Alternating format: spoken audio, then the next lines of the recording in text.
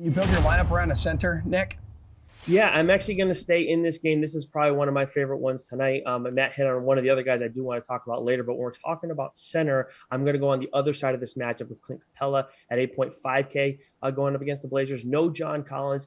Doesn't impact his usage rate this season, and there's a small sample size of that, but still, you would think he's going to get more scoring chances, more rebounding opportunities, especially. And when you look at what's happened since Collins has been out, he had 22. Capela had 22.25 DK fantasy points on Christmas Day with Collins in the lineup. Next game, 34. Next game, 42.75. And then the last game, 61.25. So there's a little bit of a trend there. So with no Collins, he's a guy you got to look to. And with Jusuf Nurkic, he's doubtful tonight. He's been out. Unless that goes to questionable, then okay, maybe it makes Capela a little bit less appealing. But still, I think offense has got to come from somewhere in this game.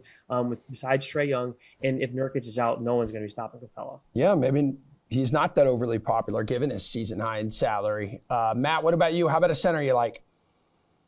I think there's one center with massive, really massive upside tonight that no one's going to want to play, and it's because of blowout risk with Joel Embiid. So I think Capela's a good call. I think there are other centers kind of in that range that people will want to play. And then if you're going to pay up, you just take Jokic, right? Because he's playing the Mavericks. That should be a close game. Jokic is basically just great against anyone. It doesn't really matter who the opponent is. But Embiid has a better matchup against the Houston Rockets. The problem is the 76ers are favored by 13 points right now. And if there's a blowout, he probably doesn't top 50. But if this game ends up staying close, and one thing to watch is Matisse Thybulle is questionable.